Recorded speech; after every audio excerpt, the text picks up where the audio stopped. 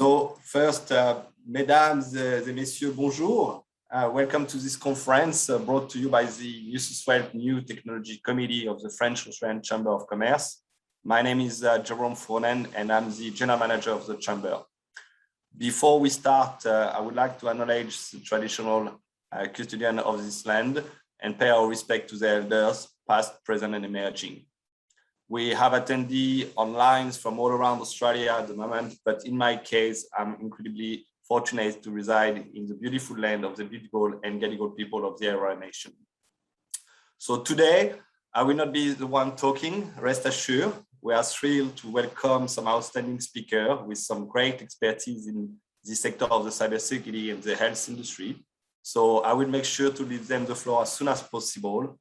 However, before we start, please let me thank Michelle Price, Emmanuel Desproges, Jenana Roper, Dan Schopner, and Ben Walker. Thank you for your participation and time today. Let me also thank our sponsor for this event, Sanofi and Atos. Without their support, this webinar will not be possible.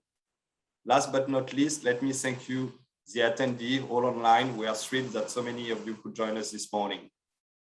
In terms of proceeding, we will start by a keynote address from Michelle Price that will be followed by a panel discussion.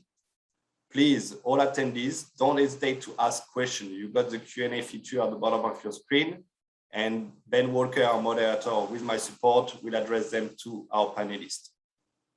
Also, during the panel discussion, you may see some polls appearing on your screen from time to time. We will not stop the discussion during these polls, so please feel free to respond, and I will give the correct answer at the end of the conference. As we all have been doing a lot of Zoom conference for the past year, we wanted to offer you the best experience, and we thought adding these polls will make this conference a little bit more interactive. So Michelle, once again, thank you for participating in this conference. If you don't mind, I will try to give our audience a snapshot of your extensive career before to leave you the floor. So Michelle was appointed CEO of AusCyber in April 2018. Prior to joining AusCyber, Michelle was the first senior advisor for cybersecurity at the National Security College within the Australian National University and developed the blueprint for the Australian National University Cyber Institute. Before joining the ANU, she held various strategy and risk management roles across the Australian government, including at the Department of the Prime Minister and Cabinet, where she was instrumental to the delivery of the government's 2015 cybersecurity review and Australia's first cybersecurity strategy released in 2016. While at the Department of the Prime Minister and Cabinet, she was also the architect of the world's first national security strategy risk framework and managed the government's coordinated national security budget across 3 federal budgets. Michelle is the director of the board of the Australian Cyber Collaboration Center and co-chair of the World Economic Forum Global Future Council on Cybersecurity. She also holds positions on senior industry and government groups in Australia and internationally, including the Prime Minister Digital Technology Task Force Advisory Group, the Center of Excellence for Quantum Computation and Communication Technology Advisory Board, and Zero Security Governance Group. She also holds a Bachelor of Arts, Economics, Business Law from Macquarie University, a Bachelor of Design, Visual Communication from the University of Technology, Sydney, and is an alumna of the Howard John Federal Kennedy School of Government. Well, I think everybody will join me by saying we are in a very good hand today to understand a little bit more about the future of the cyber tech in the health sector. So Michelle, once again, welcome and thank you for accepting our invitation. I'm now handing up the floor, the virtual floor to you. Thank you again.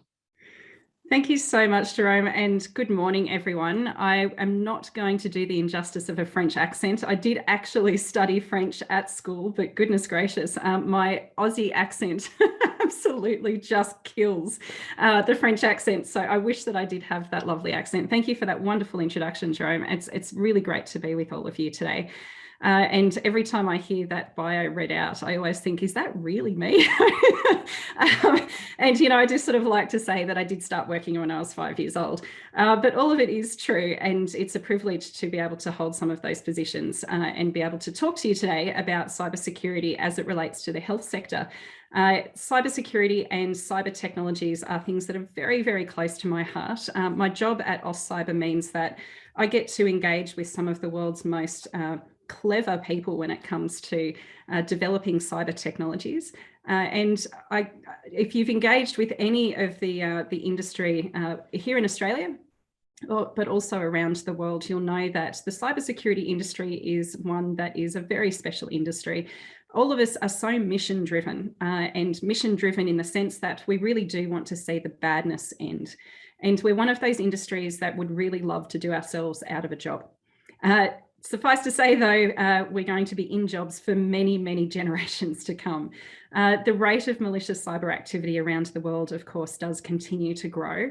There's a couple of key reasons for this, and I'll get into this shortly. But of course, when it comes to the health sector, it is highly topical for very good reason.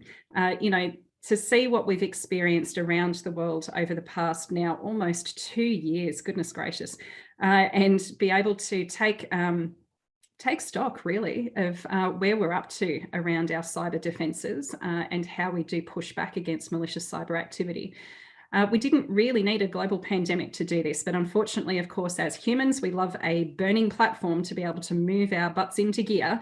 And what better way than a global pandemic? And of course, we now can see, I was in a board meeting yesterday where I was sharing the sort of next wave of what we'll see happen with the pandemic. If you're not across it yet, colleagues, I encourage you to watch what's happening with the African strains of the virus over in Canada.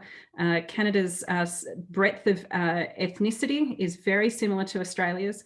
And as we're about to open up our international borders, which is awesome.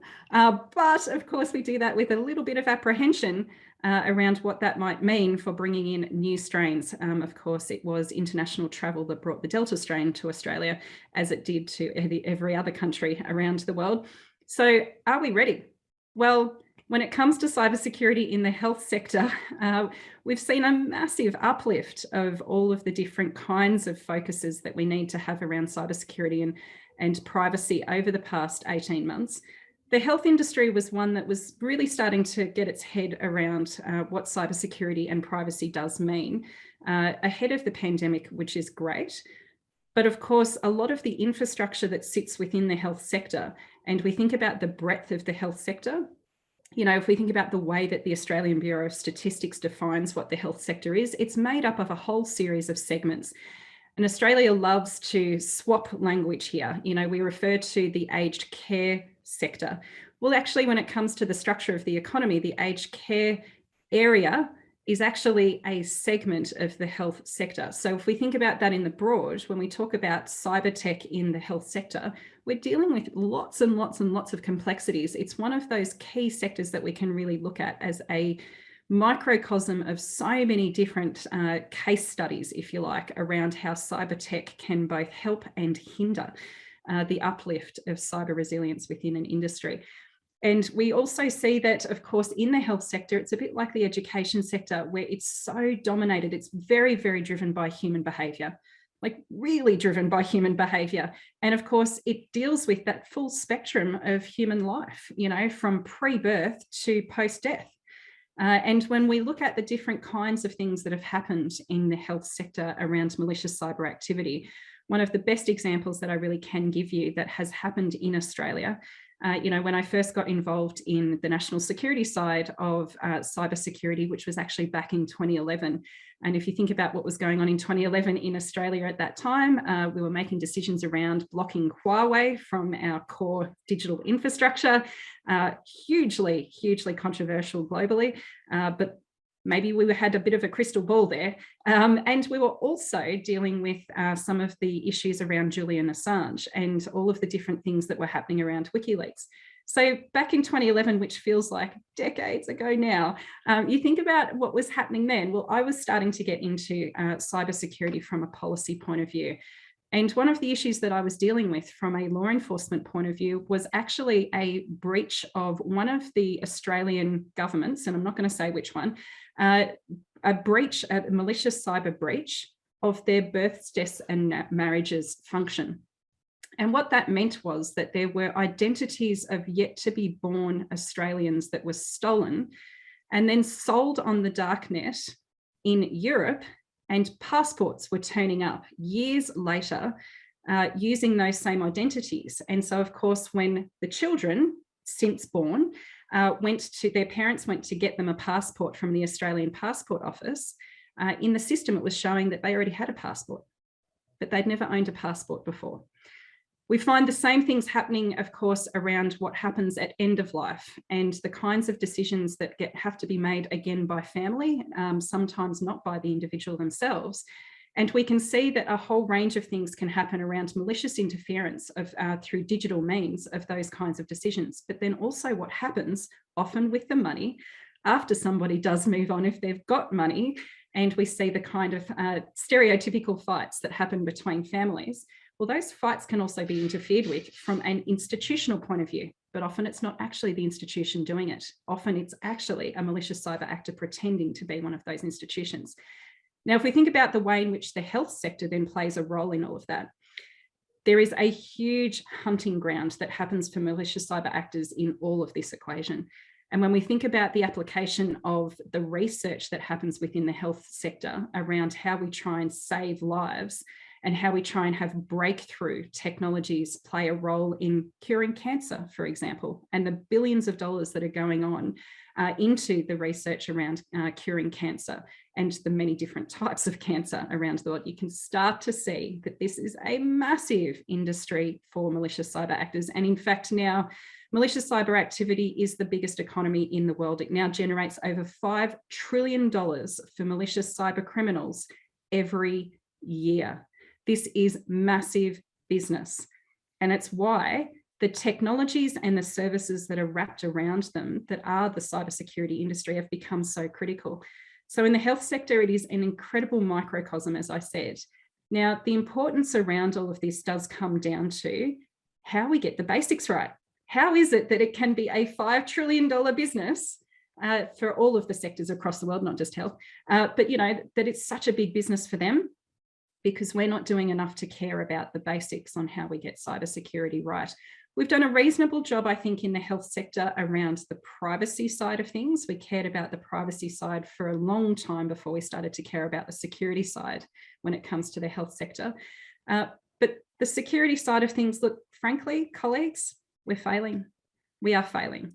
And we've seen this happen at the sort of very, very local, small level, at the individual level, where identities have been stolen. And, you know, we've had stories of people's medical conditions being used against them, often at physical rather than digital ransom, to be able to prevent them from getting jobs and things like that, right through to misdiagnoses and the like.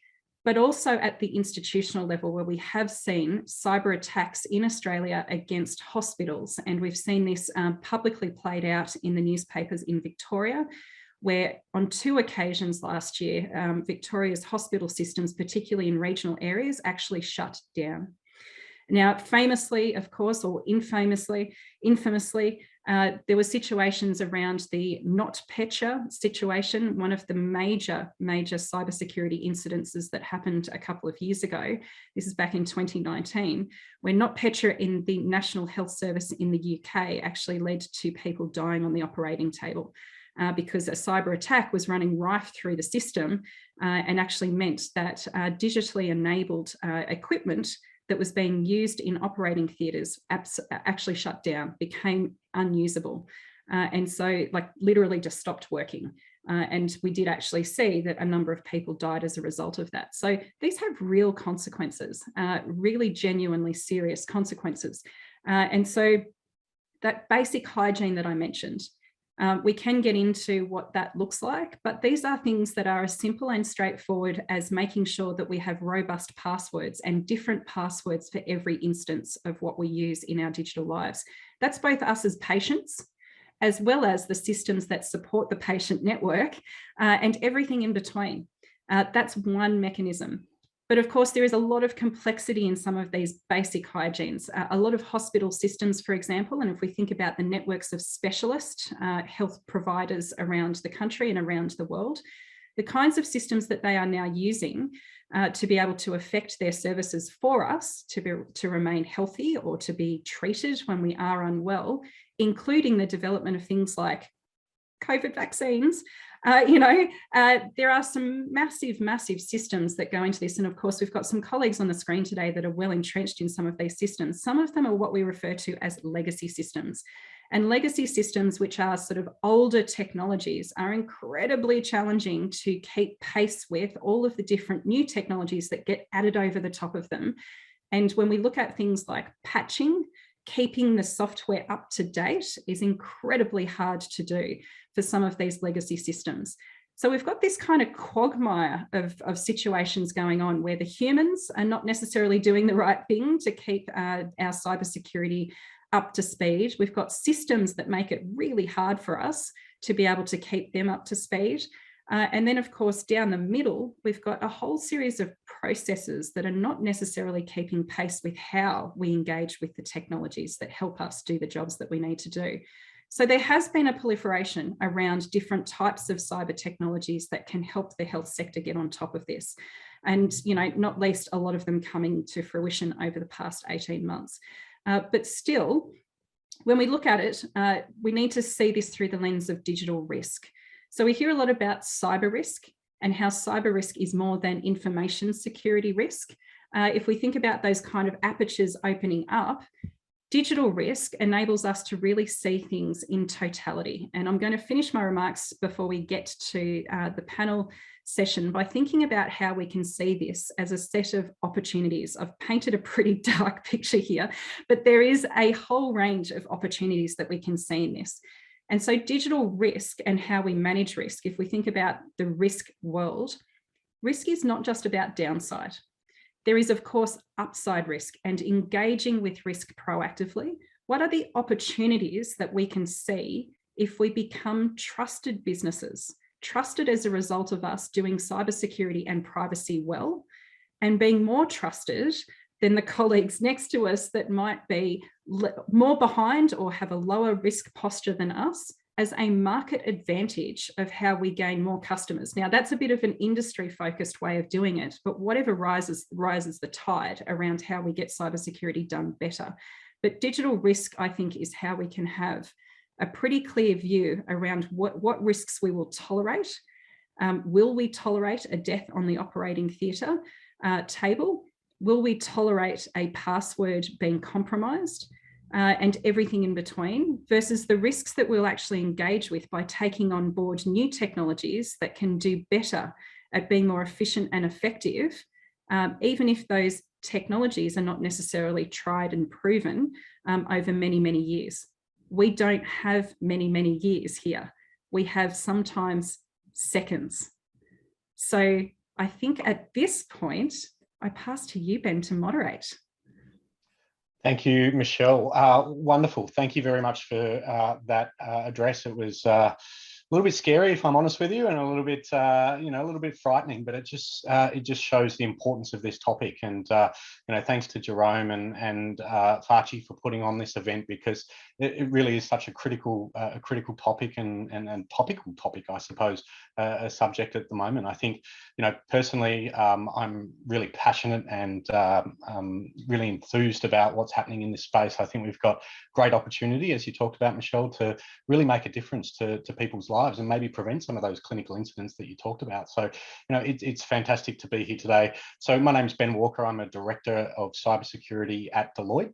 I'm going to be moderating a few questions. I've got the easy job because I will be asking the questions of these great panelists that we have here today, and really hoping to learn and hoping to get some insights from some of our esteemed colleagues here who will be answering some of these questions as well. I think it's safe to say that over the course of the last almost 2 years, as Michelle spoke about, that the criticality of health data is so important. Our whole country is being run off statistics and numbers and the data that's coming out of our healthcare system at the moment. So it couldn't come at a better time, I think, for us to have this conversation. And really looking forward to the next 45 minutes or so to ask a few questions around our virtual roundtable here. And get some responses as well. And as Jerome said, we're really open to your questions too as participants in here. So if you do have any questions that you want to ask of anyone in particular, or just ask in general, feel free to use the Q&A function that's at the bottom of your screen. My first question, Michelle touched on this a little bit, and it's to you, Emmanuel. Really looking forward to hearing your response. Really keen to understand the role that cyber awareness and cyber culture plays in the healthcare industry. Michelle touched on, the people element or the human element a number of times in what she discussed, but really keen to get your thoughts on where does cyber culture and cyber awareness fit into helping protect the healthcare industry from cyber incidents? Yeah, thank you, Ben, for the question, and thank you so much, Michelle, for your great insights. And good morning, everyone. So I will start by saying that a strong cyber culture, a mindset where our people and community understand their role in protecting our digital capabilities from the cybercrime is definitely essential. Actually, it can be said for all the industries, not only for healthcare. And I think Michelle mentioned that also, but as for many organizations, data is precious and instrumental actually in our digital transformation in order to deliver the optimal customer journey. So the data is really important for everyone, and the customer want us to deliver and to provide the optimal experience. So we used to say the right information at the right time in the right way. So at Sanofi, our approach is to foster awareness across the whole organization, to keep people informed about the correct behaviors and mindsets. So this includes the things that you would expect, such as I mentioned, awareness sessions, training, scam campaigns, but it also includes some of capabilities such as limiting access to USB media, for instance. I'm pretty sure everyone is using a lot USB keys, for instance. So we are also removing this kind of access. So reducing also the server access. Definitely the password security management is the key topic. But we also think, I would say, universally, and we have also expanded our security assessments to make all the third parties compliant with our cyber protocol. So it means that every vendor, every supplier willing to work with Sanofi worldwide and managing data must perform a complete cyber security assessment, and every year. So it's not only once, it's every year. So I think it's, I can give you more example, but for instance, I think you mentioned about patches, Michelle, and everyone knows the famous PC reboot reminder. No one likes it. And usually we have put in place, I think it's pretty a common standard, like you get 4 reminders before you need to restart or reboot your computers. But however, sometimes when a cyber attack is in progress, or with a high chance or high probability to happen in the next few minutes, and I can tell you it's not only an assumption, it happens for real all the time. So it could impact dramatically the company. So this is an emergency reminder. And in that case, there is no 4 options. So you need to reboot immediately. And in particular, everywhere, but in the healthcare sector, it can cost money. And it can also impact the healthcare products for the people in need. So it's serious. And just to give you an example, when there is fire alarm in the building, almost everyone accepts the rule and follows the direction of the fire wardens. I think we call that wardens here. So the alarm sound is so loud that it's impossible to work or to continue the meeting. Obviously, everyone is complaining, but you follow the rules. But to me, the PC reboots should be exactly perceived at the same way. So it's for security reasons and to ensure the business continuity. You just follow the rules. Wonderful, Emmanuel. Thank you for that reply. And I'm a little bit worried that you'll implement some sort of screaming alarm out of my computer if I don't reboot, and I'll have to run away from my laptop. Touch wood, I suppose, that we don't get one of those software updates or reboots in the middle of this call. But yeah, thank you. It's really important, I suppose, that everybody in the organization understands that cybersecurity is their responsibility. I think, from my observation, maybe 20 years ago, workplace health and safety, it was, the responsibility of the man with the clipboard and the hard hat who was in charge of workplace health and safety. But over the last decade or so, we've realized that it's everybody's responsibility to stay safe and to report hazards and, to make sure that you are working in a safe working environment. I think cybersecurity is, coming towards that sort of that same sort of moment where we'll realize that it's not just the IT guy, it's not just the cyber guy who's in charge of cybersecurity, that's every employee within the organization who has some sort of responsibility when it does come to cyber.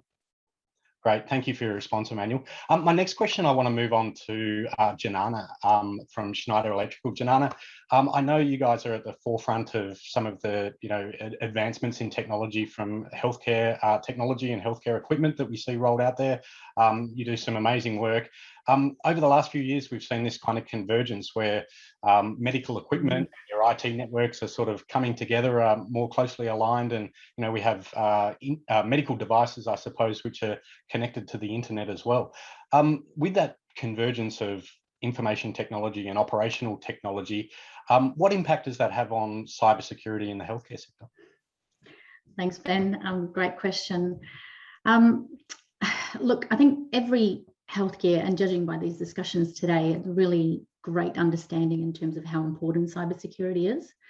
But what we see today is the most common way of addressing cybersecurity is by deploying cyber secure by design operational technology, which is fantastic. But whilst this built-in device cybersecurity is crucial, it's just one layer.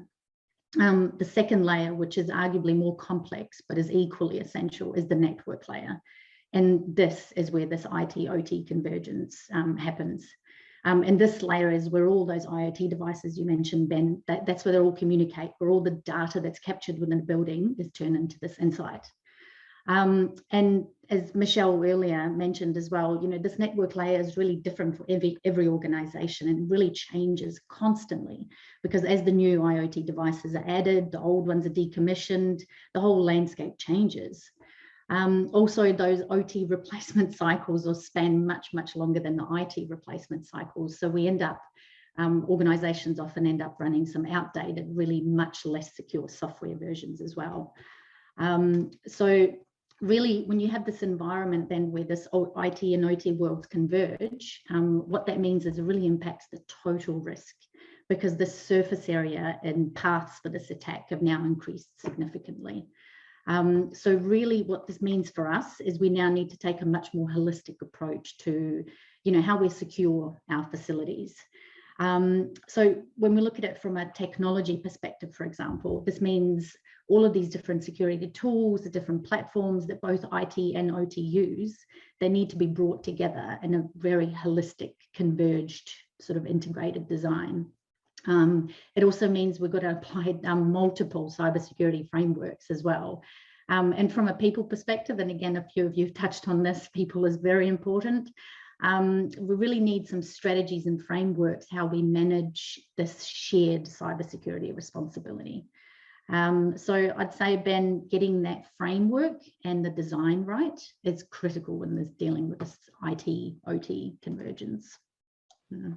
Awesome. Thank you, Janana. And yeah, it's only going to get bigger, right? I think we're going to find that it's not going backwards, that we'll have sort of standalone networks for your medical devices and standalone networks for your IT. It's just going to become more and more coupled together, especially in the healthcare sector. And I think the Colonial Pipeline attack in the US recently, that demonstrated that how a cyber incident can have a really devastating impact on pieces of equipment. And yeah, we're I think we'll be in a position that we're going to have to really address that and make sure that we do it securely. It sounds like Janana, Schneider Electrical have a pretty good framework for dealing with that in that sort of secure by design and security upfront sort of approach. So thank you for your response. Hey, Dan, you're coming to us from the United States, North America. Welcome. I know it's getting towards evening over there. It's morning time here in Australia, but thank you. We're really pleased to have you, and you're representing Atos, who I know do amazing work in cybersecurity all over Europe, all over North America, all over the world, really. And really interested in your perspectives on the healthcare sector and some of the challenges we see in Australia just interested in your thoughts as to whether or not we're unique here in Australia, or whether or not you can bring some global perspectives of what you're seeing in other jurisdictions and other parts of the world that we might be able to apply down here. Ben, thanks for having me. But in short, the short answer is, Australia is not particularly unique with respect to regard for the majority of the things that they face. The ACSC annual report, if you look at the top issues there, the majority of those, a lot of our clients are facing, regardless of whether we're in North America, Europe, Asia Pacific, and Australia is seeing those as well. And that should be a call to action to continue collaborating with other countries that are and other societies that are facing similar challenges, which is, I think, why I'm grateful that we're all here as part of, here I am, an American coming in through a French organization to talk to, people in Australia. And in all seriousness, that's an important to have as a global community. So I'd encourage everybody to please, continue as you can and engage globally while you deliver locally, so to speak. Also, when we think about some of the things that Australia is doing right now with respect to, and this is a nod to Janana, speaking about the OT-IT convergence, is thinking about medical device security and guidelines. I know the Department of Health in Australia has come out with many guidelines, and much like the Food and Drug Administration in the United States. But the point is that, I think a lot of governments are still trying to figure out what role they play, how heavy-handed they are in the in implementing or requiring certain guidelines for technology. So that'll be something very interesting to see. And maybe not so much unique to Australia, but I do understand recently, many of the states in Australia agreed to share data among each other. So that's something maybe that's a little bit, maybe not so much unique as it is. Sounds like though it's a little bit more immediate concern. Talking about how they share information among one another, yet still have a common understanding and framework for how to handle it.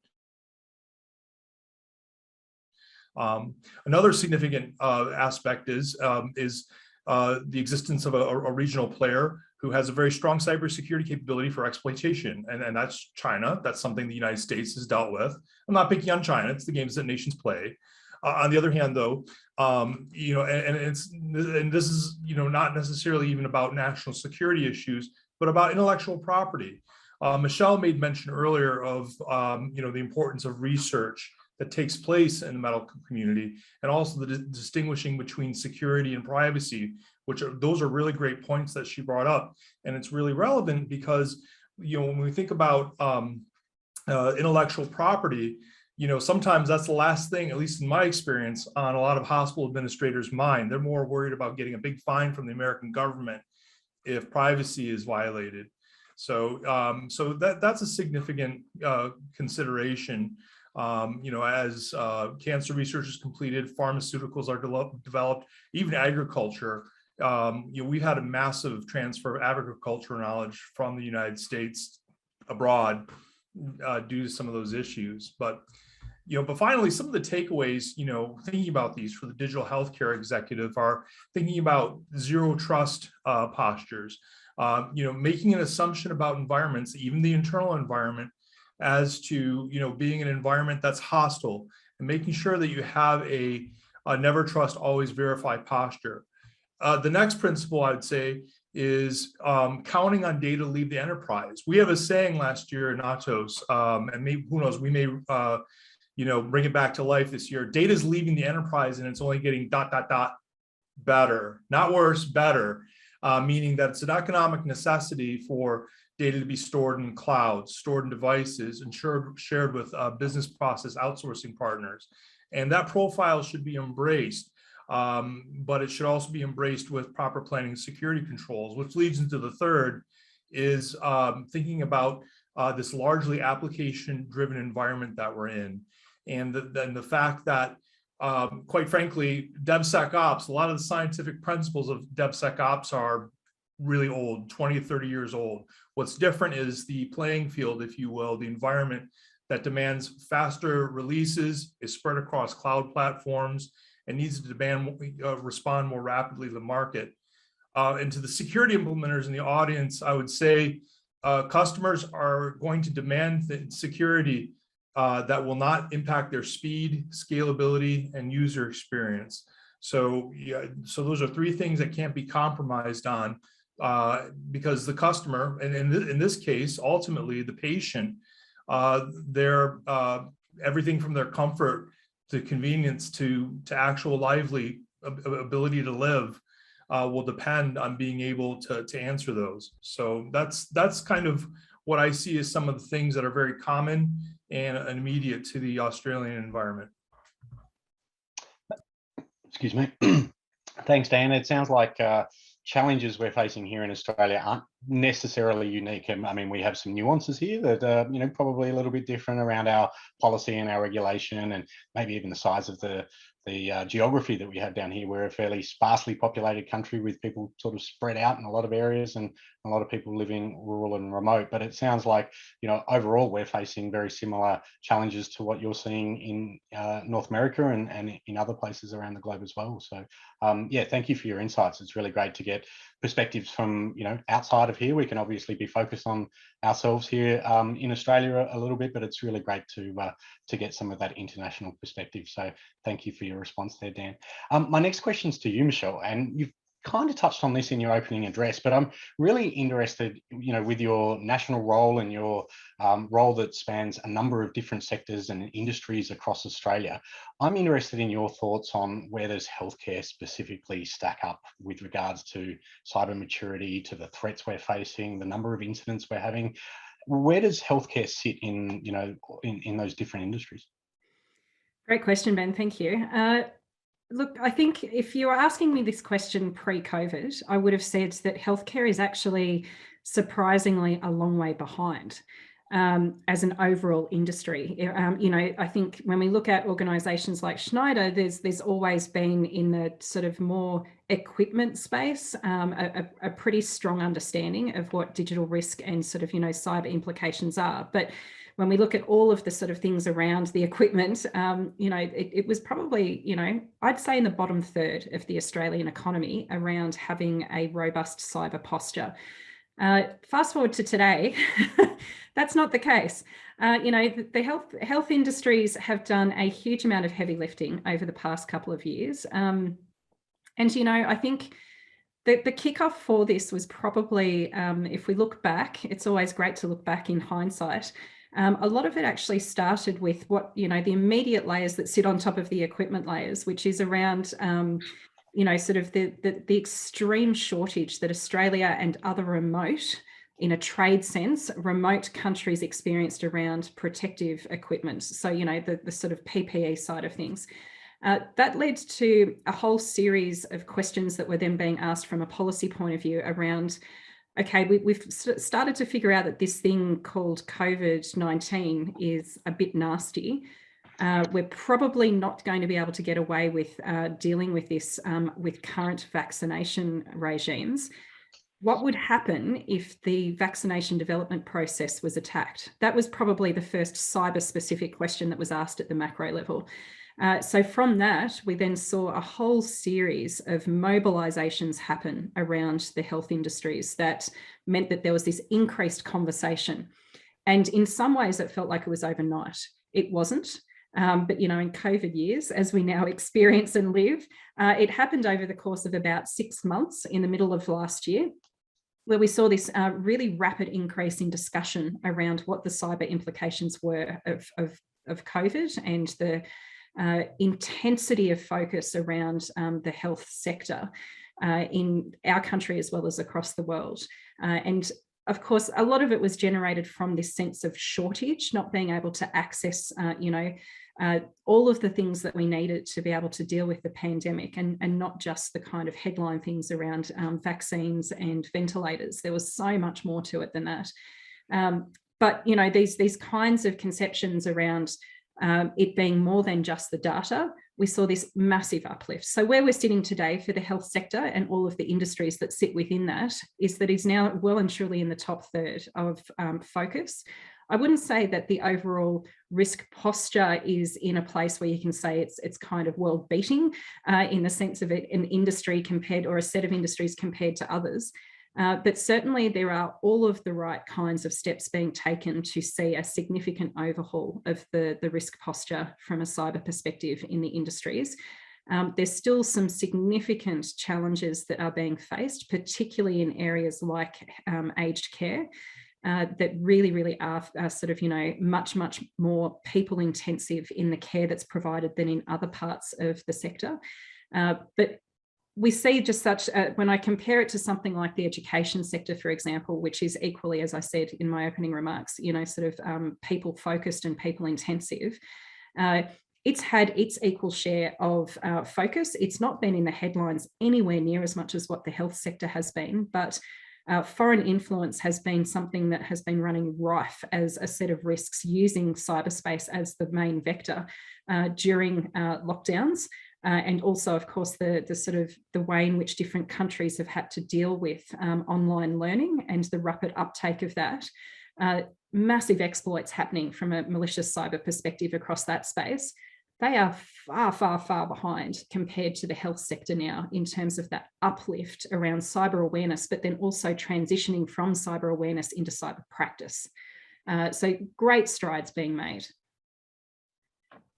That's really good to hear, Michelle. And I think, really interesting to see. If we had to ask you this 18 months ago, it would have been a different story to where we are today. So you spoke before about the burning platform, I suppose, and, the necessity of what the pandemic has done to really make organisations sort of step up their game. So never waste an opportunity, or never waste a crisis, I suppose, and is what they often say. So we've obviously seen that to come to fruition. But thank you very much for your response. I'm going to ask questions more broadly, I suppose, to panelists, and really interested in anybody on the panel sort of coming off mute and giving your perspective on my next set of questions. But I think it would be fair to say that, in this day and age, one of the buzzwords, or one of the words that we're hearing a lot about, is ransomware. We're seeing ransomware incidents occur. And, I guess from my observations a couple of years ago, ransomware was just encrypting your systems. You pay a ransom, you don't pay a ransom, you restore from backup and things go all right. We've noticed that the threat actors have really changed the way they do things now. So not only are they encrypting your systems, but they're stealing your data as well. So they're trying to give that extra hook, I suppose, to get you to pay that ransom, and to get you to, if you don't pay the ransom, then they publish your sensitive information on the dark web. So we've seen them sort of change their tactic. And as I said, it just seems more and more prevalent, all the ransomware incidents that we hear and read about. Maybe, a couple of years ago, it would have been once a month we hear about this, or once every 3 months we hear about ransomware incidents. Seems it's every week now we're hearing about another organisation, be that here in Australia or overseas, that is impacted by ransomware. Interested to hear from anybody on the panel around the perspectives on ransomware, and what we can do, or what can healthcare organisations do to counter that growing threat of ransomware. So to be clear, I offer no silver bullet, and we depend on an awful lot of training and dependency on the user, which is important. Our business users and our end users are all the first line of defense. But I would say that, in a lot of the things that I see, three big things that I see that encourage or cultivate a growth and opportunity are the three following things. Number one, the asset management. Not just in terms of endpoints, but then also in terms of devices and other equipment, and also keeping track of devices you may or may not know that's on your network, kind of like the legacy that was being talked about earlier. The next thing is encryption, proper use of encryption, meaning, correct use of certificate authorities, certificate policies. That's another significant area that we see. And the third is automation. Again, as I mentioned earlier, we really put a lot on the users, and we need them to detect it. But anything that helps to you'll never completely get rid of it, but it'll make it a little bit more manageable. And those are I can tell you, those are a lot of the common themes that I see in organizations that I speak with. I'd echo that, Ben. and again, I keep going back to this, it's a holistic approach. It's not a silver bullet, as Dan says. You know, really, if we look at it from a technology perspective, it really means going back to those core principles. So with layered sort of security applied and defense in depth. So things like having strong protection and detection in place, you know, having antivirus, micro segmentation, that multi-factor authentication, intrusion detection, all those sort of things we look at from a technology perspective. But again, to Dan's point, it's about those security intelligence and really understanding what the active threats are and being able to, you know, mitigate them and understand how you're going to adjust to them as well. And then the last thing, again, we talked about the people perspective. Really, it's about having that mature cyber awareness across your organization through that training and through the behaviors. It's very, very important. Yeah. Yeah, and if I can add on that, Janana, I think you are right from different topics of the obviously we have a different layer of code analysis and running in parallel. The behavior is definitely critical, and Michelle, you mentioned that with the pandemic we have observed an increase of threats, but also having the people working from home has definitely encouraged some attackers to be more proactive. We know definitely that the social engineering attack is more likely to succeed if the employees are isolated or not in an office environment, because with the remote effect, you might be more willing to communicate with others. And I think you mentioned that, Dan, also about we are moving toward what we call the zero risk orientation.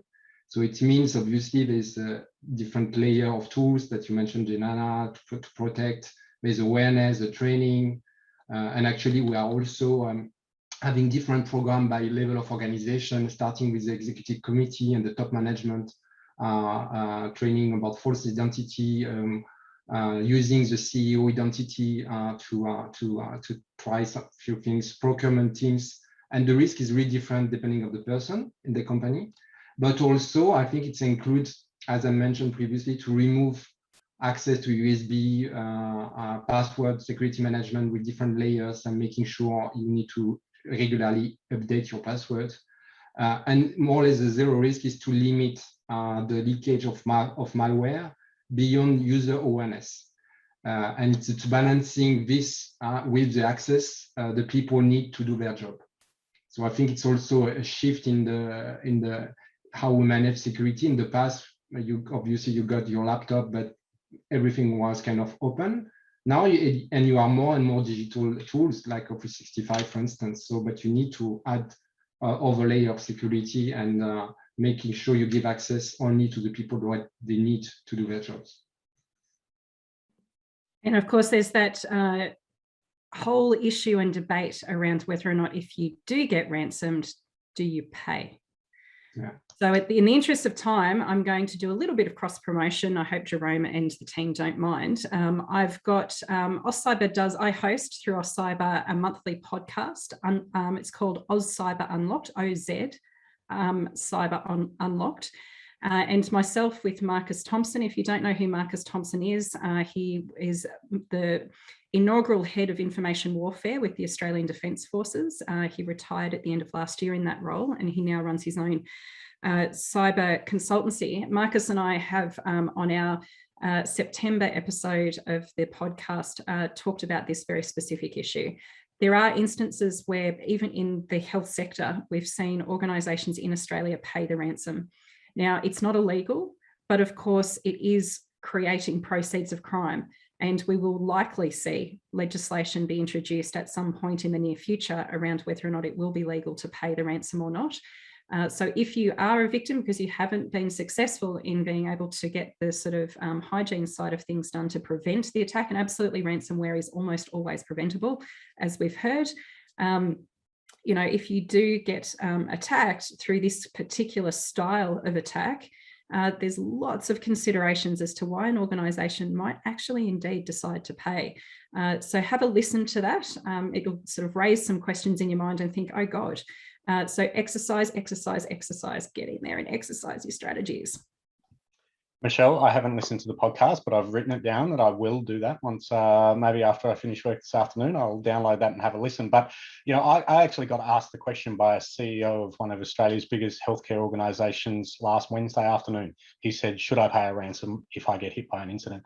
My personal opinion, this is Ben Walker's opinion, not Deloitte's opinion, or, you know, my personal opinion is that you shouldn't, just from an ethical standpoint. I mean, these are criminal organisations and you are funding them and you are proliferating this, and then they're going to take that money that you pay and they're going to use it to attack somebody else. I personally believe that it comes down to an ethical conversation. Obviously, it's confounded and a little bit tricky if you are protecting clinical information on your patients and they're going to publish that on the dark web. You know, the impact and the damage, I suppose, that it can do to your clients and your patients in this respect as well. But personally, I have a hardline stance that you should never pay a ransom, just because you never know if they're going to give you your data back or give you the decryption key. But B, it also, you know, helps proliferate and make this this scourge continue on, I suppose. So yeah, it's an amazing topic. It's absolutely where most people sit, Ben, I think. Sorry, Dan. So for colleagues want to have a quick look at a sort of a breakdown on why people might pay the ransom in addition to listening to the podcast. In the health-related sectors, Uniting Care Queensland was ransomed this year and they paid. Have a look at it. You can Google it because the ABC did a bit of an investigative report on it. Fascinating. Dan? And one quick tag along to what you were saying, Michelle, about it's not illegal to pay a ransom. You know, the insurance companies, the cyber insurance companies will have something to say about that first. That's my prediction. Awesome point. That is a really, really good point. And yeah, this is absolutely a great example of where we're starting to see the conversation mature. I love that we're getting into this space now. I used to have to spell cyber for people. I love that we're now in this space where we can talk about the implications of paying a ransom on cyber insurance. It's awesome. It's really cool. Yeah, great. Wonderful. Thank you, guys. That was a fascinating question and fascinating responses that we got from you on the topic of ransomware. I know we've kind of touched on it a little bit before, and, you know, no webcast at this point in time could go by without talking about COVID-19 and the pandemic. We're all sick to death of hearing the term, but you know, it's obviously it's made some opportunities. It's made a lot of threats and a lot of risks for us as well. But just really interested to know, you know, Michelle, you've spoken about it helping mature the healthcare sector here in Australia and that sort of burning platform. But, you know, I think there's technological advances that have sort of come out of COVID as well. So, you know, that remote care that I suppose that has been provided, or telehealth as it used to be known. It's probably tele infers that it's all done over a telephone, but we know that's not the case now. It's done similar to how we're chatting today over Zoom, and you know, with some of those connected devices as well. Remote working. So I know, Emmanuel, you touched on it before, that now everybody's working from their lounge rooms and their bedrooms as well. But really interested to hear from everybody on the panel about, you know, what impact has COVID had on cybersecurity in the healthcare sector, and this, you know, move to different ways of working and different ways of providing healthcare. I think just a quick one. I think it just as definitely we have seen in 2020 a very large increase of the attack linked to the directly or indirectly to the COVID vaccine research. You mentioned the working from home, and I think, Michelle, you said that also, that obviously nothing happened just at that time. It was kind of preparation, but definitely there's been an acceleration in the way that how we address the cybersecurity, not only like I would say office focus or capability focus, but really having more monitoring about what our people are managing from a cybersecurity point of view, because they are remote. We cannot necessarily check the network because they are not working anymore directly on your company network. They can work from their home, but they can work from some of the places, and we don't know what the connection of the network is safe or not. So I think it's kind of increase the capabilities as well as shift the way that we were thinking the cyber protection. I would echo that. as well, and Manuel. So for us at Schneider, we've particularly been impacted by COVID in the healthcare sector. So a large portion of our business, we service and maintain some of the critical equipment in some of these hospital buildings. And obviously, as you can imagine, with the lockdowns and COVID, hospitals really wanted to reduce and minimize the number of people physically coming to site. So what that meant for us as a business, we really had to pivot to this remote maintenance and remote monitoring of some of this equipment in the facilities. And really for us, it's just highlighted this need of, really businesses having adequate remote access policies and systems in place, because previously that was sort of back of mind and was a secondary issue. And the second is obviously this leveraging technology. So we've got, fantastic analytics platforms that do a lot of the predictive maintenance, identifying issues that you can pick up and resolve before someone actually needs to even go on site. So minimizes that COVID risk as well from a physical perspective as well.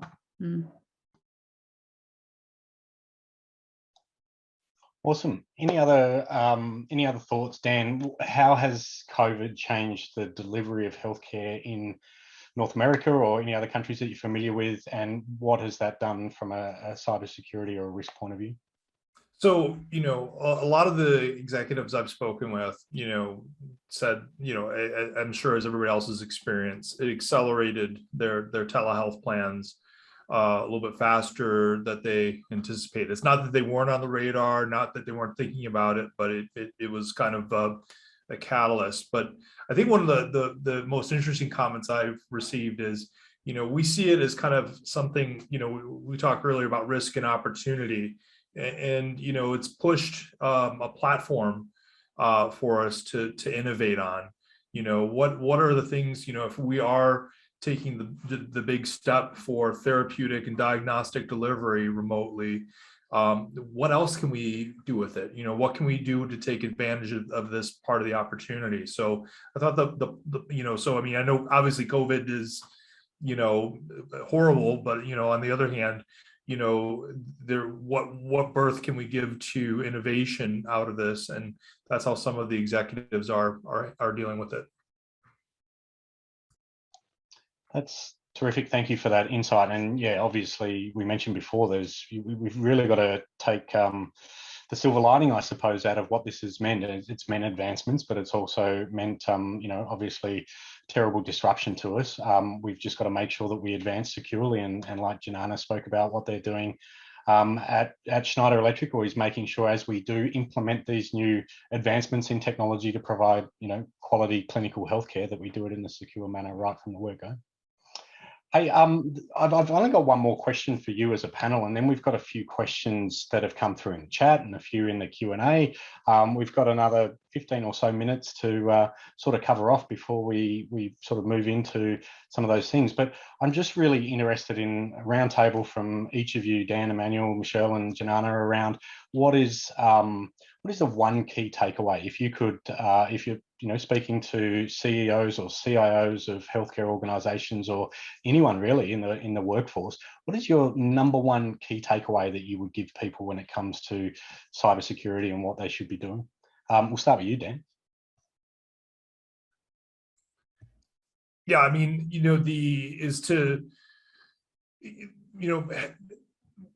obviously there's an immediate, the patient's not well unless their privacy is protected. That's the bottom line. And we want to make sure that there's, safety and safeguards in place. And I had read a terribly sad story the other day about how ransomware caused the death of a newborn. And those are the immediate things we need to think about.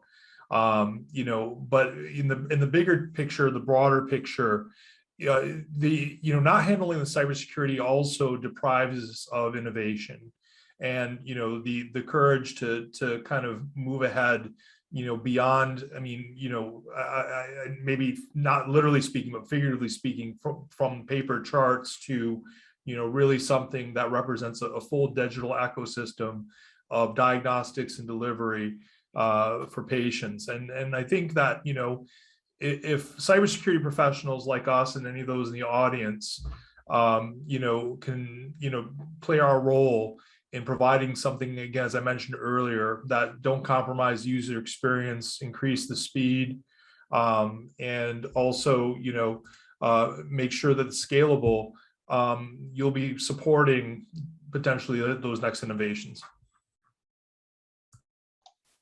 Great. Emmanuel, one key takeaway. What could you tell the organization? The silver bullet, you're going to solve everyone's problems for them. Yeah, I would say, I think we are only as strong as your weakest link. So I think my recommendation, and Michelle, you mentioned that at the beginning, is collaboration and partnership, but also consistency in our fight against cyber crime. It's definitely critical across industry, but also in the public. So in healthcare, it also includes employees, obviously, but also patients, customers, and healthcare professionals. Terrific, well-rounded answer, Emmanuel. Really like that response. Michelle, to you, what is the one thing that you want to impress upon people from this? Care. Please care about it. Once you start to care about it, so you've engaged your head and your heart in the endeavor of cybersecurity, it really genuinely starts to get more straightforward. Not necessarily easier, but more straightforward. The whole environment of cybersecurity and privacy absolutely is terrifying for most people. And, those of us in the industry fully appreciate that. It is complex, it is challenging, it is never ending. But once you start to care about it and you're engaging with that complexity, I genuinely guarantee you it will become more straightforward. You will have that sort of moment where the first place to start, or if you're already doing stuff, where the next step to go to will actually emerge. And also, if you've got the head and the heart engaged, I can also assure you that it will get easier to ask for help. We're a little bit too proud in Australian business. We don't like to ask for help. And the reason for that, of course, is that enormous syndrome that still affects us so universally in Australia, which is that tall poppy syndrome. We and I sort of say often, last time I checked, tall poppies were not indigenous to Australia. Absolutely, let's celebrate tall waratahs if that's where you're from, or whatever that sort of, flower. But the poppies were not indigenous to Australia. Why do we have this syndrome that tells us that we have to be so perfect that we are not asking for help? So when you care about cybersecurity and privacy, you'll absolutely see that you'll be celebrated for asking for the help to get through that complexity, because it's a tough gig. It really is, but it's so important for all of the reasons that we've outlined today. And what Dan said, if the death of a newborn doesn't motivate you, goodness gracious. Yeah, absolutely, Michelle. That's the care is, and we're talking to healthcare professionals, right? Care is in their DNA. Care is in exactly what they do day in, day out. So it's hopefully it's something that is resonates with the people who are on this call and the people who are interested in this industry. We all have a role to play in some way, shape, or form in protecting the healthcare sector from cybersecurity, and just that caring about the patient's data and the patient's privacy and protecting the infrastructure that makes up our healthcare system. It should come fairly naturally to all the people on this call. Janana, really interested in your one key takeaway, if you could impress upon people. Oh, that was a great segue. Definitely echoing Michelle's comment. We're all experts in our certain field, but others, seek that help, seek those partnerships for others who have been doing this for a long, long time and can really help you on this journey. And again, my key message is that whole holistic approach, right? Not pockets, not silos, but really look at it as an overall holistic view. All right. I think we have tended to, and maybe because it's that emerging industry, we've tended to sort of pigeonhole it into, as I mentioned before, the IT guy's problem or the CISO's problem or that specific individuals. But it's not. It's a whole business problem. I've part of my work about 12 months ago, I actually helped an organisation with a ransomware incident, and I guess when I was involved with that, it wasn't just the IT person who needed to get involved. It was legal, it was clinical care, it was the CEO, it was the CFO, it was everybody in the business was sort of impacted by that ransomware incident. It's not a IT specific problem and the IT guys to solve, because in this instance data on all their patients and all their customers was actually published on the dark web. So that's, goes to the legal counsel, and it went to notifying that as a mandatory breach. And it took the CEO, who had to get on the front foot with the media and report it to different bodies. It wasn't just an IT problem, it was a whole of business problem, I suppose. And you spot on, Janana. It's let's not just treat cybersecurity as a particular pocket within a business or within an organization or within the sector. Let's start opening up and talking about it across different silos. Hey, Michelle, you've been really, really productive in responding to a lot of questions I see in the chat, which is fantastic. You've been answering everybody's questions, which I think is wonderful. Is there any great questions that you think have come through that we want to sort of open up to the floor and talk about more broadly? Yeah, I deliberately didn't answer Katarina's question there about what is the advice for healthcare organisations to maximise the benefit from their cyber insurance and minimise the disruption to hospital operations in the event of a ransom attack. I left that one because I think that's an awesome one for us to dive into. Give us your point of view, Michelle. Well, I do think that understanding what the clauses are within your cyber insurance policy is really important, because no two cyber insurance policies are the same. And it's a part of the insurance market that is still coming up to speed. I still marvel over the fact that, cyber insurance as a thing is actually now 25 years old, but really it's still quite immature. And it's reasonably immature in Australia compared to markets like the US. There are some providers that do it very well. I sort of take my hat off to Australian-born organisation IAG, who's done an incredible amount of work on this in the last 3-4 years, but also Chubb and Lloyd's.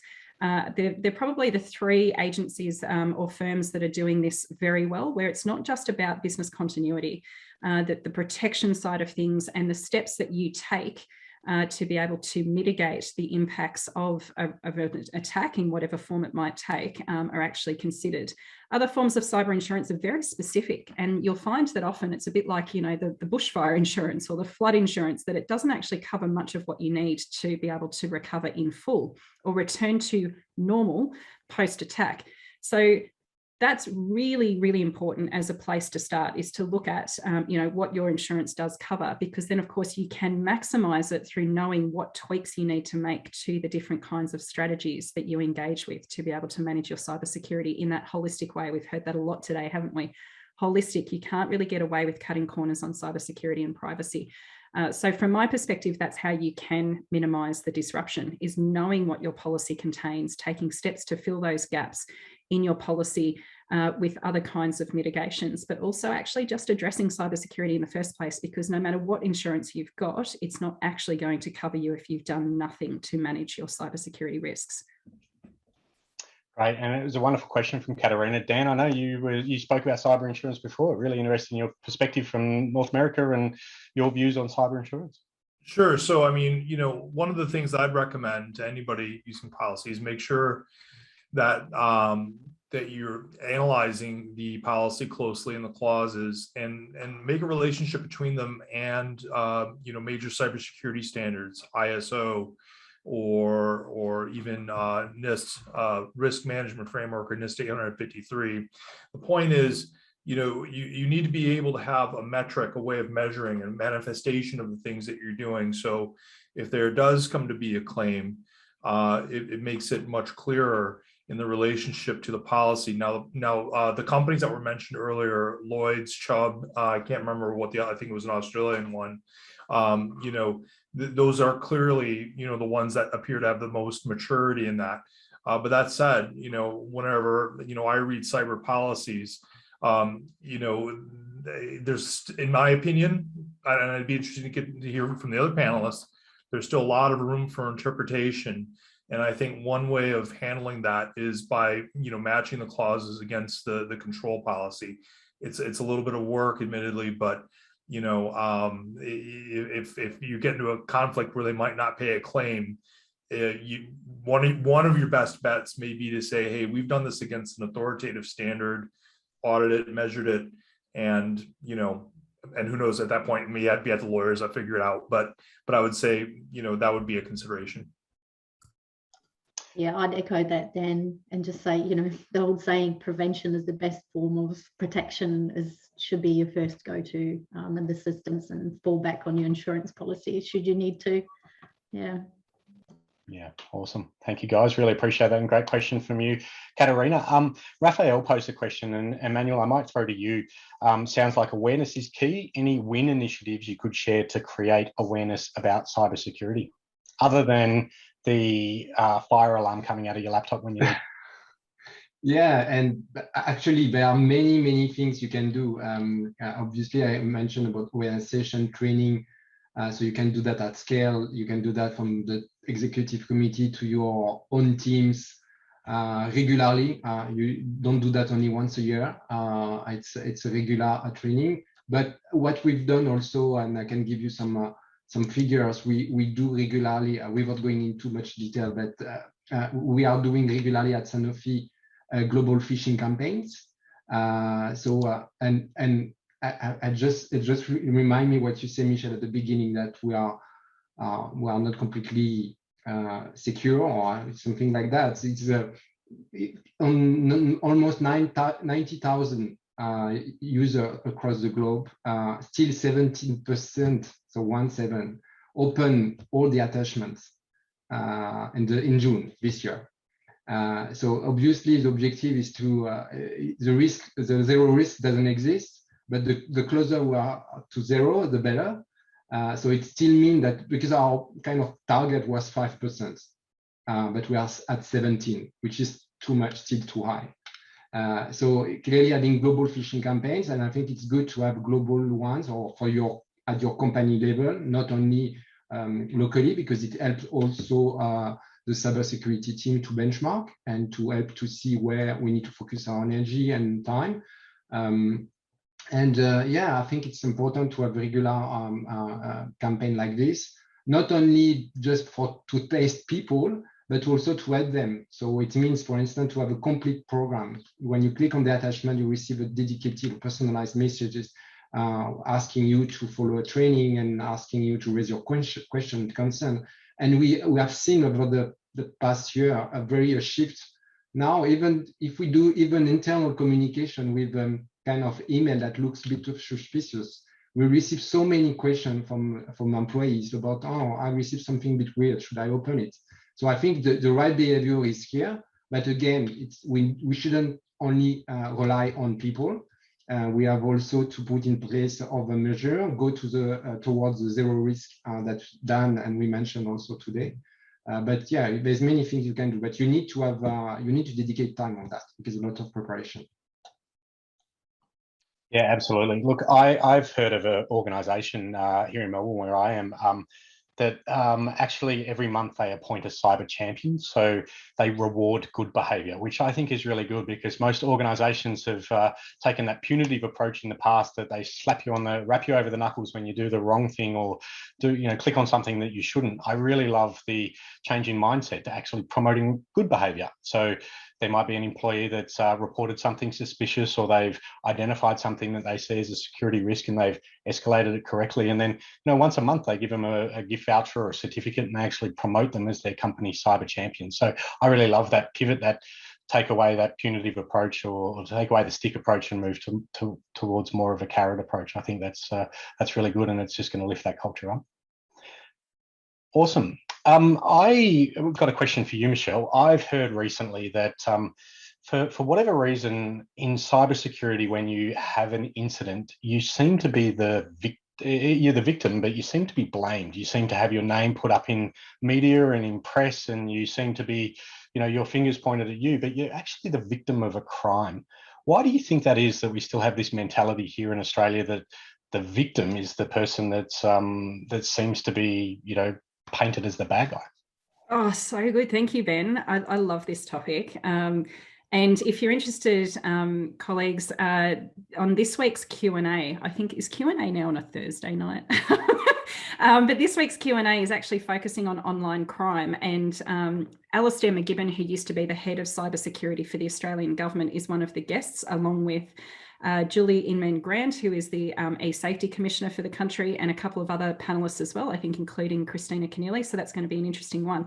he put out on Twitter a request for people to sort of note what is it that you have a burning question around that, you know, I could raise on Q&A, and I put this exact point up. Why is it that we are still focusing the public discourse on the victim side of things, and it's victim blaming and shaming? It's absolutely atrocious in my view. You know, even if you have the best cyber defenses, unfortunately, the honest truth is that you could still be attacked, and that attack could still be successful. And this is because, of course, as somebody did put into the chat, you know, these cyber criminals, they don't care about regulation. They don't operate by the same laws. They don't follow the law clearly because they're criminals. And so they just kind of overshoot every time. And even if they're just literally doing port scanning, looking for open bits of the internet and then going into those ports just by simply scanning and being opportunistic, they're still probably going to make some money. Even if they don't then ransom the sort of port that they've gone through. So, you know, this whole sort of blaming and shaming thing, it absolutely goes to the point that you made just before, Ben, about the right kinds of incentives to shift behavior. If we are constantly shaming people for not doing the right thing, then of course people will think this is just too hard. I can't get it right no matter what way I go. So what's the point? That is human behavior. And so I do think the reason why, to your question, that we do constantly focus in the media around and in sort of the public discourse around the victim is because, of course, the perpetrators are faceless. And it's very, very hard in cyberspace to be determinative around who exactly is behind an attack. It is really, really tough. There are so many ways to duck, weave, hide, change, and reshape who the attacker might be. And so when we think about physical crime, and when we look at the way in which any of those physical crimes are exerted, the media story will often focus on the impacts that has happened to the victim, but then focus on the punishment that has happened to the perpetrator. And depending on the crime, which is more often than not, we'll actually see a photo, like we'll see the mugshot of the perpetrator. You can't do that in cyberspace so easily. And if it's a nation state, that's like it's another country, that has been the perpetrator of an attack, that can have all sorts of implications for trade and other forms of engagement between governments like national security that can literally lead to war if we do name and shame. And so we've become more and more comfortable about sort of, you know, calling out China, calling out Russia, calling out North Korea. We already know in the public discourse that it's problematic for Australia to name and shame China all the time, because we do have a trade relationship with them. But we will wax lyrical with Russia and North Korea because we do not have trade relationships with Russia and North Korea in the same way that we do with China, for example. So I think this is why we get to the complexity of around, it's very rare that we see the naming of a perpetrator around an online crime. Much, much easier to identify the victim and then talk about the fact that the impacts on those victims could have been prevented if only they did better. Well, if they didn't know how to do better, if they didn't have the tools at their disposal, whatever those tools are across people, process and technology, how could they have done better? We're not at the stage yet where everyone's at the same level of cyber maturity as we referred to earlier to be able to say directly, okay, we get that everyone's human, we get that everybody makes mistakes, but guess what? You did have access to all of the things that you needed. You should have done better. We're not there yet. We're probably decades away from it. So, you know, and when we look around the world, there's actually only a small handful of countries that could say that they are at a baseline level where they can start to place blame on the victim as well as the perpetrator, where they could have done differently. And of course, famously, Estonia has some legislation around this, but we are way off from that in Australia. Sounds like Alistair McGibbon should phone a friend when he's on Q&A and just got perfect response. So in the United States, shaming is a matter of statute, and I'm not joking. You know, there's not just the embarrassment, but if you want to do something fun on Google, type in HHS HIPAA wall of shame, and the first thing that comes up is the website where statutorily is posted the name of the organization that had a breach. And, you know, and that may very well come from societal feeling, but yeah, you know, there are some instances where there's just been, naked neglect. Maybe they should be shamed, for that. Somebody, especially somebody who goes up in front of the U.S. Congress and says, an executive says it wasn't my fault. An administrator, didn't change the default password, and the administrator certainly has some culpability in that. On the other hand, did the organization have a policy? Did they have something that said, this is a control that's in place and audit it? Well, we may have caught that if you were. So, but yeah, so there has to be, I think, a careful balance about victim blaming, because quite frankly, the other part of this is a lot of these organizations are stretched thin. When we look at budgets, not budgets for cybersecurity, but budgets overall, a lot of these places, they're not necessarily swimming in funds, which has been one of the problems. So but anyway, though, yeah. So I think we have to handle that very carefully, in my opinion. And especially in healthcare organisations, Dan, if they've got an extra $1 million in their budget, they're coming up towards the end of financial year. Are they going to spend it on a brand new firewall, or are they going to spend it on a piece of equipment that might actually save lives here now, or update their technical debt? So it's a really it's a bit of a tricky balance. Janana, Emmanuel, interest in your opinion, the victim shaming that we spoke about before. What are your thoughts on organisations and how we attribute sort of that blame portion to them? Yeah. Not much comment, to be honest, but I think just to echo what Michelle said, I think it would be more interesting and more productive, I think, to focus on how we can help that it's not going to happen again to others, because obviously, as we mentioned during the session today, you can put in place the better tools, the better monitoring system, put in place training, awareness session.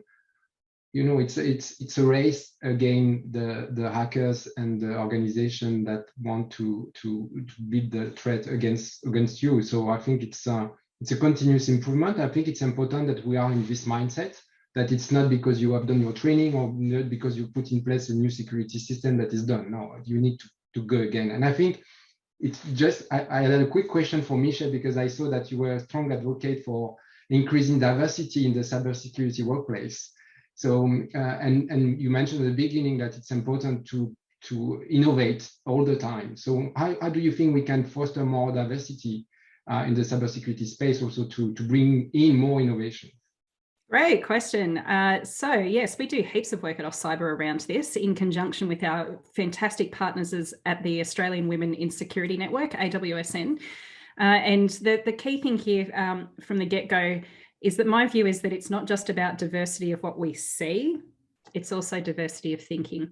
And so, if you're not aware, again, if you haven't seen me speak before, one of the things that I repeat often, because it's so cool, is that one of the most pointy-ended, like intelligent, big-brained people in this country around responding to complex cyber attacks has a PhD in music. We need people from all different backgrounds, all different disciplines to come together in this holistic way that we've been talking about today to be able to solve these problems that are so complex.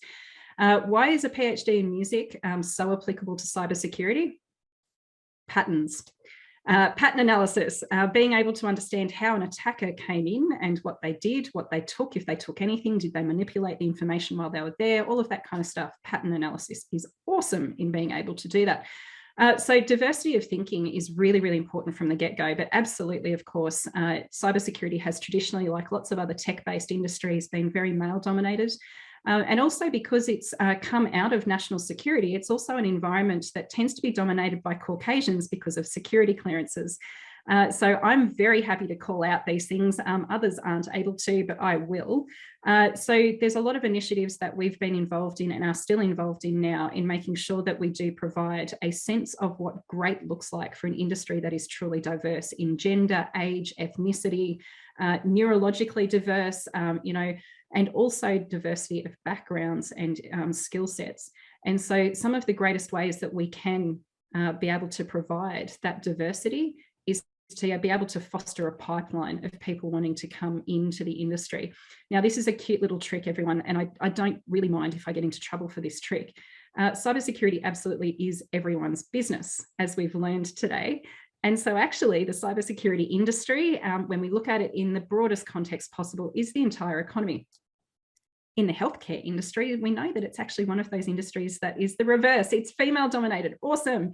So how can we make sure that we see a huge number of women in the healthcare sector understand what it is to also add cybersecurity into their mix and be able to do cybersecurity really well in sector, not move across and be part of, like, you know, the cybersecurity sector, but stay in the health sector and be able to apply cybersecurity knowledge and expertise there. So you can start to see that you can actually achieve diversity in lots and lots of different ways. But certainly culture, again, is really, really important. And of course, tech industries suffer from some pretty nasty cultures from time to time. And so part of what we do at AusCyber is also show what great looks like in terms of the day-to-day job of being a cybersecurity professional.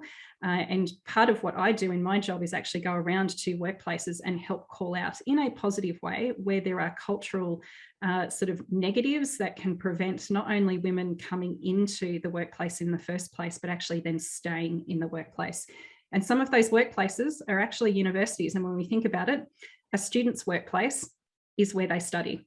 And that's often where these problems start. The culture of what they see in the classroom or in their screens, that is, as at the moment, is just as important as what we see in actual paid workplaces. So we do a lot around that. We've still got a lot to go, but I'll leave you with the stat that we've gone from just 6 years ago of having 4% females in cybersecurity in Australia to now having over 28%. Massive, massive rise. We've still got a long way to go, but we've actually targeted that we will get to, within the next 5 years, 45% of women in the industry, which is a great use case for other emerging technology industries as well. That's awesome. Wonderful, Michelle, and really, really positive. Great way to end on the positivity, I suppose, of where we're going. Hey, we're at the top of the hour. Michelle, Dan, Emmanuel, Janana, thank you so much for your responses. It's been wonderful. It's been a really engaging conversation. Thank you to all the participants who asked questions as well. I've really enjoyed the last hour or so hearing from you guys, and I'll throw back to Jerome now to close us out. Thank you to all around this virtual table. Thank you, Michelle. It was really interesting, and listened carefully, trying to juggle between with the polls and everything. Thank you, Michelle, for your efficiency in responding to questions from our attendees. I think they really appreciate that as well. So we answered and covered pretty much everything, I guess, but there is more to come. And I think it's, like you said, it's an ongoing work we will need to ensure. So once again, thank you all. Thank you to our sponsor on this event, Sanofi and Atos. Thank you to our patron member at the Chamber who support and never failing support to ensure we can give you this content to all the audience and business community. I did some polls and all the answers are in the chat, but pretty much you were all spot on. Sometimes a little bit more dramatic than the reality, which is good. That means we are conscious of this challenge. And to conclude, I just wanted to discuss about two other upcoming events at the Chamber. We've got in South Australia a hybrid event about innovation in the time of ambiguity, which can resonate as well with cybersecurity, of course. And also our French, Australian, New Zealand Business Day coming from the 26th of October to the 18th of November. It's a free event on a digital platform, which will allow our attendees as well to meet and greet and organize B2B meeting. So we invite you all, if you want to be able to exchange and create synergy between organizations and different bodies. So thank you all. Thank you so much. Very insightful discussion. I love the energy again. And I'm pretty sure that our attendees, looking at the rate of retention, stay all the way. So thank you to our attendee. I wish you a great day, beautiful day, and take care. Most important for all of us. Take care. Thank you. Take care, everybody. Thank you so much. Thank you.